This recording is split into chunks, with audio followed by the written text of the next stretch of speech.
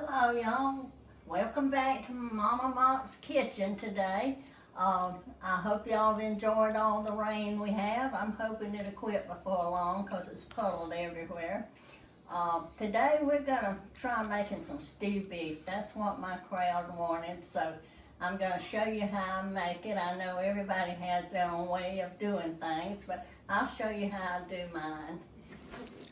Now I went ahead and bought my stew beef, and I took it out this morning because I like to use my crock pot, and it takes a while for it to cook in a crock pot. So I take it out, and you know how it's always got the big chunks in it. Well, I don't like that. I cut mine into little pieces, so you know they'll be real tender.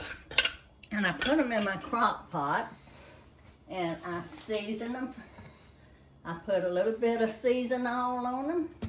And then I like to put this on it. It just makes it taste better. So just sprinkle the whole package on it and just, you know, mix it all up. Be sure something's on it. And then I just put a half a cup of water in my crock pot. And it makes its own gravy.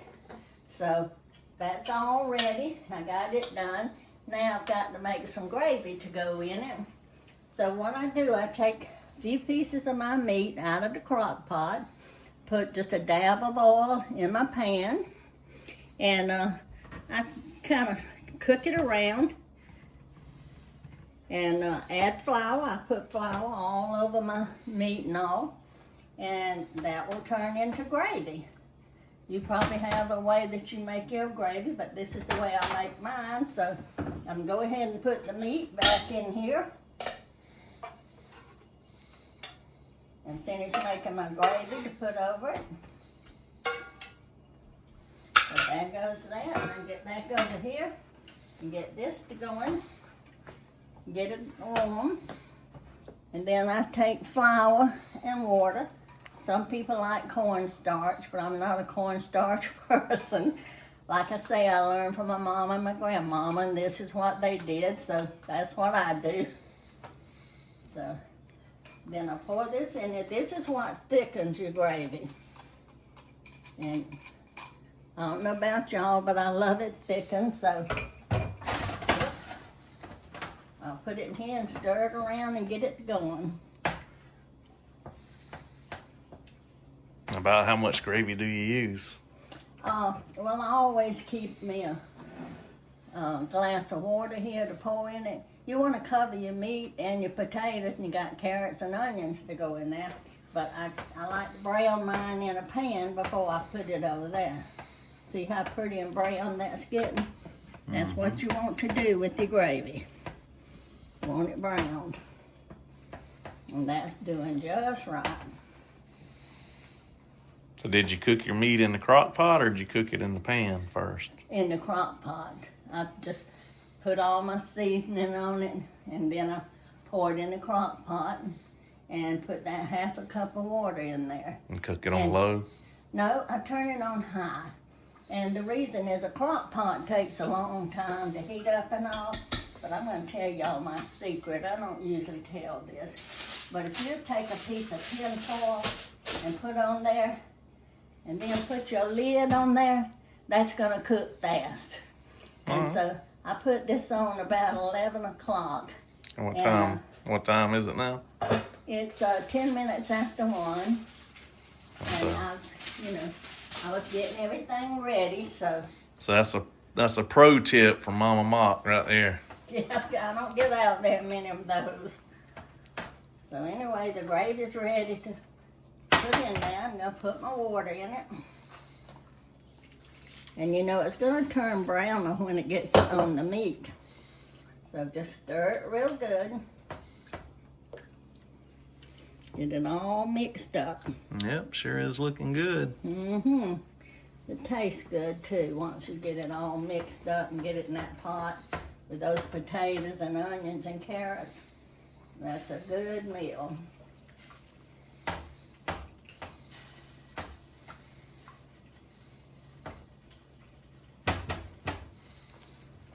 Stir it a little bit with this. Make sure there's no lumps in it. sometimes it'll lump up on you. The lumps are bad. Yeah, you don't want lumps in your gravy. You want your gravy to be nice and smooth. So I go ahead and get it like that before I put it in there. And it's doing fine. Looking good.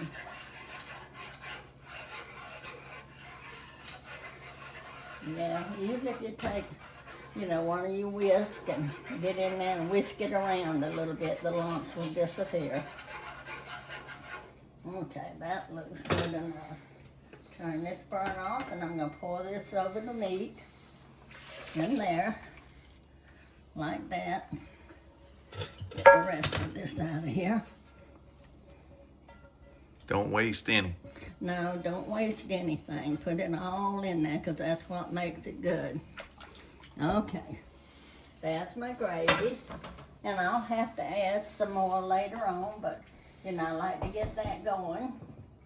And then, I don't know about y'all, but I love onions in my stew beef, so I've got quite a few and I just cut them up. Everything's better with onions. Yes, so I just cut them up and put them in there. So that's one whole onion or just? It's about 1 1/2 of an onion, and just a little bit more. I don't use a whole onion. Oh, okay. And so I've already got my potatoes peeled because I like to wash my potatoes before I peel them because they have sand on them. And then I go ahead and peel them, get all those blue marks off of them that's on them sometimes. And then I just take and cut mine like this. You don't want it real thick, about that thick. And then I'll cut it one more time. And I like my potatoes about this size, so.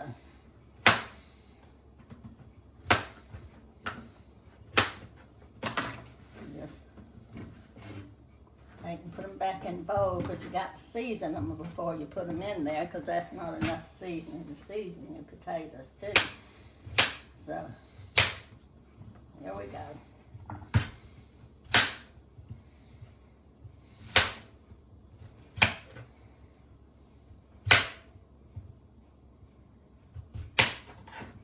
Like I say, cut them in half again.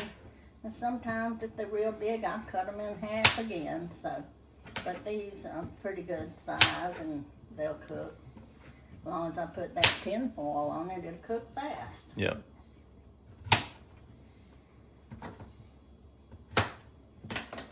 Okay. These in the bowl. And these look a little big. I think I'm gonna half them. Don't want them so very big that it takes a long time for them to cook. Okay. Now that's looking good. I used about 5 potatoes today, just according to how many you're cooking for, and if you want leftovers. Some people like leftovers. I'm not a leftover person. My mama, there was 6 of us, and when Mama cooked, she cooked for 6 people, and we didn't have leftovers. So, I didn't grow up eating leftovers. Okay, got the potatoes cut. That was a little big. And then I take whatever kind of seasoning you like. I like seasonal. So, take and season those potatoes real good because they're not going to get seasoned in that gravy. So, oh, that's a big one. There we go. Just mix them all together. My hands are clean. I always wash my hands before I start cooking.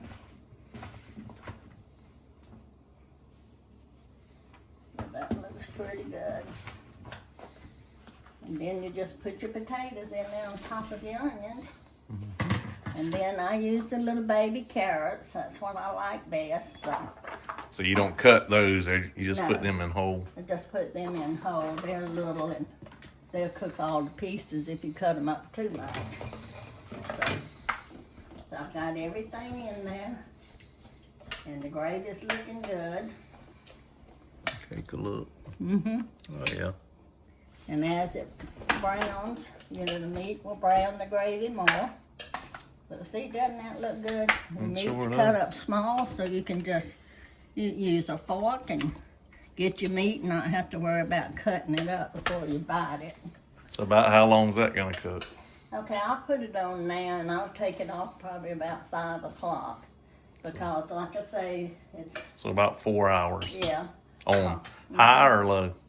I leave it on high because I like for it to cook fast. And then of course I'm gonna put my tinfoil on there. And just keep coming back and checking it. But with that tinfoil on and then the top on, it's gonna cook. So it keeps all the heat. Yeah, it keeps the heat in there and it cooks better. I learned that, and it's just, I do it on everything now that I cook in my crock pot. And I've already made my collard greens. I cooked them in my little small crock pot yesterday. I put a good old ham hock in there. And I went to the Opry in Woodbine last night, and I got home. My house smells so good. You could smell that ham hock and those turnips. And I had to have a couple of bowls before I went to bed. Oh boy. And I had a piece of cornbread in the refrigerator that I'd cooked earlier. So I had some good old collard greens last night, and they tasted so good. Good deal. So I'll cook a few more vegetables later on. And I might even fix some rice. Sometimes they like rice with their gravy and all. Oh yeah. So we'll check back with you at 5 and we're gonna do a taste test. Okay, that'll be great. All right, I've enjoyed having y'all. I hope you've enjoyed watching it. And we'll see you a little later. All right. Bye. Bye. All right, guys. It's 5 o'clock. It's time to eat. So I'm going ahead and get me a good mess of rice put down.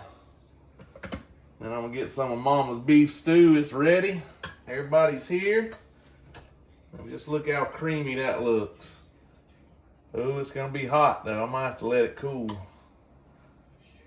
That looks good. Uh-oh, about to drip off here. Let me go ahead and taste that real quick. Oh yeah. Give me some old fried cornbread. Give me some turnips over here, collards, however y'all want to call them. Good helping. Oh yes, good old steamed okra. Then we got some corn on the cob. We don't have nothing to get it with, so here at the Mock House, we just get it with our bare hands. The things don't roll down the side. Yeah, I didn't see them, Mama. I done got them. All right, let me give a real quick taste test. We're gonna do the beef stew, not the rest of the stuff, but it's all good. I want you to look at that. I mean, just look at that plate. This is every Sunday night, folks. I mean, Mama just does it. But let's try this beef stew real quick. Mama says it's hot again, but guess what? I'm gonna blow on it.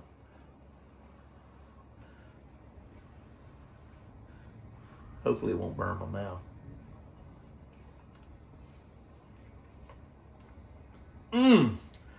Good grief, Mama. You done good.